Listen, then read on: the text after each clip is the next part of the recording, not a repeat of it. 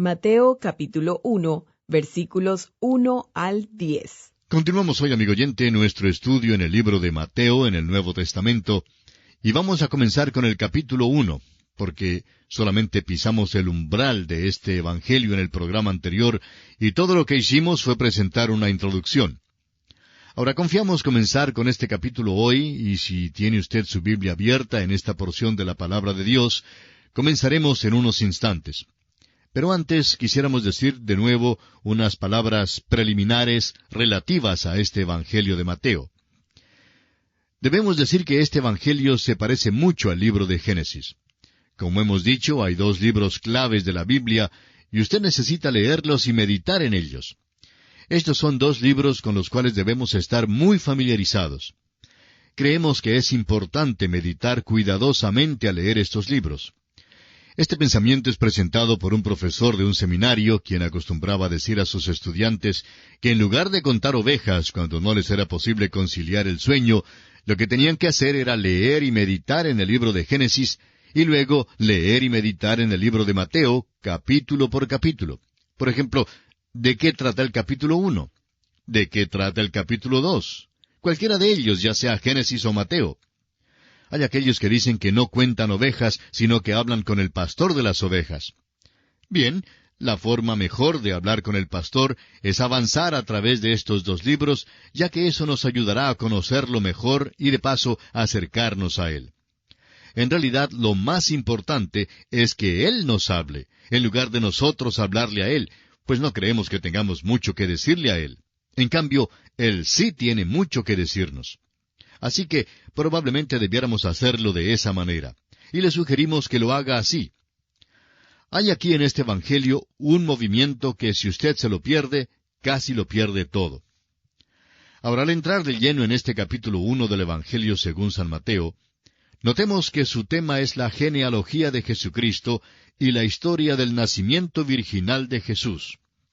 La genealogía con que empieza el Evangelio de Mateo y el Nuevo Testamento es, en muchos aspectos, el documento más importante en las Escrituras. Toda la Biblia descansa sobre su exactitud. Usted notará que tiene tres divisiones. Primero, la genealogía desde Abraham hasta David, en los versículos 1 al 6. Luego, la genealogía desde Salomón hasta el cautiverio babilónico, en los versículos 7 al 11. Y en tercer lugar, la genealogía desde el cautiverio babilónico hasta José el carpintero, lo cual se encuentra en los versículos 12 al 17. Recordemos que el libro de Génesis es un libro que trata acerca de las familias y la importancia que tienen. Aquí, el Nuevo Testamento principia con esta genealogía muy importante. Ahora debemos confesar que, en primer lugar, esto parece algo pesado. Si le damos a alguien un Nuevo Testamento, y si tal persona empieza a leer aquí en el Evangelio de Mateo, donde lo primero que encuentra es una genealogía, bueno, no creemos que vaya a continuar leyendo. Un capellán cuenta que durante la Segunda Guerra Mundial había distribuido literalmente miles de Nuevos Testamentos a los que servían en el cuerpo militar. Y él vio cómo los hombres se sentaban en sus camas para leer por 1 minuto o 2 en el principio de Mateo. Y al empezar a leer aquella genealogía en Mateo, llegaban a la conclusión de que este librito no era para ellos. Y no podemos culparlos. Nuestro punto de vista es que debemos usar un poco de sabiduría en la distribución de la literatura cristiana. La persona corriente debe empezar leyendo primero cualquiera de los otros 3 evangelios, más bien que en el Evangelio de Mateo. Pero eso no disminuye en ninguna manera la importancia de esta genealogía que se menciona aquí. El Nuevo Testamento se apoya en la exactitud de esta genealogía porque establece el hecho de que el Señor Jesucristo es del linaje de Abraham y también del linaje de David. Ambos son muy importantes. El linaje de Abraham lo coloca en la nación israelita, y el linaje de David lo coloca sobre el trono. El Señor Jesucristo, pues, procede de aquel linaje. Las genealogías fueron muy importantes para la nación de Israel y por medio de ellas se podía establecer si una persona tenía un reclamo legítimo en cuanto a un linaje en particular. Por ejemplo, cuando los israelitas regresaron de la cautividad, encontramos en el libro de Esdras que éstos buscaron su registro de genealogías y no fue hallado. y fueron excluidos del sacerdocio. Así leemos en Esdras capítulo 2 versículo 62. Fue posible en el día de Esdras comprobar el registro de la tribu de Leví y excluir a todos los que hacían un reclamo falso. Evidentemente, el gobierno guardaba las genealogías, poniéndolas a disposición del público. Creemos que eran guardadas en el templo porque Israel era una teocracia. En realidad, aquí tenemos un lugar donde la Iglesia y el Estado verdaderamente se unían. La religión y el Estado eran uno. Esta genealogía evidentemente se exhibía y bien pudo haber sido copiada de los registros públicos hasta el año 70 después de Cristo, cuando el templo fue destruido. Los enemigos de Jesús podían haberla comprobado y es muy probable que lo hicieran. Esto es interesante e importante porque disputaban cada movimiento del Señor Jesús, aún ofreciendo una supuesta explicación para tratar de negar la resurrección, pero nunca disputaron esta genealogía. La razón para esto tiene que ser que la estudiaron minuciosamente y llegaron a comprobar su exactitud. Ahora, esto es muy importante porque pone a Jesucristo en una posición muy singular. Usted recordará, amigo oyente, que Él dijo que el pastor de las ovejas entra por la puerta, pero el ladrón y el salteador suben por otra parte para entrar en el redil de las ovejas. Aquel redil es la nación de Israel. Jesús no entró en el redil por una cerca de atrás, ni entró por el callejón. Entró por la puerta misma. Nació del linaje de David y dentro del linaje de Abraham. Esto es lo que Mateo expone para nosotros. Jesucristo es el cumplimiento de todo lo que se ha dicho en el Antiguo Testamento. Es de suma importancia y debe ser considerado así. A los enemigos de Cristo, pues, nunca les fue posible disputar su genealogía. Tuvieron que buscar otros medios de disputar en su contra y por supuesto los hallaron. El que no quiere aceptar la verdad siempre encuentra la manera de disputarla o discutirla o alguna excusa para no aceptarla. El autor de estos estudios bíblicos, el Dr. J. Vernon McGee, contaba que en su juventud llegó a interesarse en la Biblia por primera vez y asistió a una conferencia bíblica de verano donde el Señor le habló. Al enseñar la palabra de Dios, su profesor de Biblia conmovió su corazón. Y decía el Dr. McGee que una mañana este profesor preguntó, ¿cuántos de ustedes jóvenes han leído toda la Biblia en un año? Había como 300 jóvenes presentes, pero ninguno levantó su mano. El profesor hizo la misma pregunta 4 veces. Por fin, un joven levantó la mano algo furtivamente y con titubeo dijo, «Bueno, la he leído, pero solo leía las partes que eran interesantes. No leí las genealogías». Todos los presentes se rieron y también el profesor, quien confesó que él tampoco las leía. En aquel mismo momento, decía el Dr. McGee, se me ocurrió que, siendo que el Espíritu de Dios había usado tanta tinta de imprenta para darnos las genealogías, que éstas tendrían que tener algo de gran importancia para nosotros. Así pues, amigo oyente, quisiéramos dedicar nuestra atención muy especial a esta genealogía en Mateo porque es muy importante. Esta es la genealogía del Señor Jesús por parte de José. Tendremos otra cuando lleguemos a Lucas, y esta será la genealogía por parte de María, su madre. Ahora, comenzando con el versículo 1 de Mateo, capítulo 1, dice, Libro de la genealogía de Jesucristo, hijo de David, hijo de Abraham. Libro de la genealogía es una expresión que es peculiar a Mateo. Es una expresión singular y no la encontraremos en ninguna otra parte del Nuevo Testamento. Si retrocedemos al Antiguo Testamento, comenzando por Malaquías y Zacarías, Ageo, y luego por el Pentateuco, por Deuteronomio, Números, Levítico, Éxodo y por Génesis, casi llegaremos a la conclusión de que no se encuentra en ninguna parte de la Biblia, exceptuando aquí en Mateo. Luego de repente llegaremos al capítulo 5 de Génesis, capítulo 1, donde se lee, Este es el libro de las generaciones de Adán. Es la misma expresión de Mateo. Pero vemos que hay 2 libros, el libro de las generaciones de Adán y el libro de la generación de Jesucristo. Ahora, ¿cómo se entra a formar parte de la familia de Adán? Simplemente por nacer, por el nacimiento. Usted no lo ejecuta, en efecto, no tiene nada que ver con eso. Pero así es como entramos en la familia de Adán. Entramos solamente por el hecho de nacer. Pero notemos que en Adán todos mueren. Así lo expresa el apóstol Pablo en su carta a los Romanos capítulo 5, versículo 12, donde dice, por tanto, como el pecado entró en el mundo por un hombre, y por el pecado la muerte, así la muerte pasó a todos los hombres, por cuanto todos pecaron. El libro de Adán, pues, es un libro de muerte. Luego, hay el otro libro, el libro de la generación de Jesucristo. Ahora, ¿cómo entramos en esa familia, en esa genealogía? Entramos también por medio de un nacimiento, pero es por medio del nuevo nacimiento.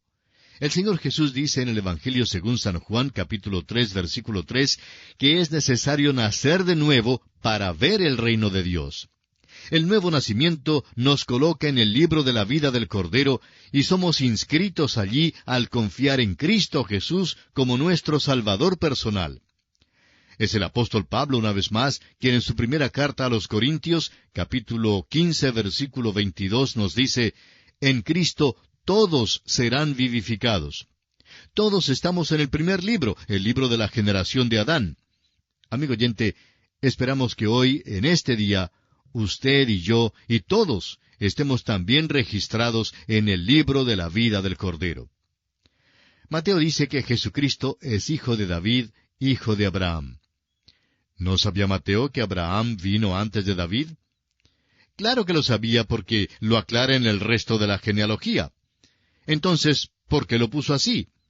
Está presentando al Señor Jesús como Mesías, el que es Rey, el que ha de establecer el reino de los cielos sobre la tierra. Por tanto, David está en primer plano. Debe ser del linaje de David en cumplimiento de las profecías que Dios hizo a David. Él es hijo de David. Ahora también es hijo de Abraham, y eso también lleva importancia. Debe ser hijo de Abraham para pertenecer a esta nación. Dios ha hecho una promesa a Abraham diciéndole, en tu simiente serán benditas todas las naciones de la tierra. Recuerde usted que así lo leímos en Génesis capítulo 22, versículo 18.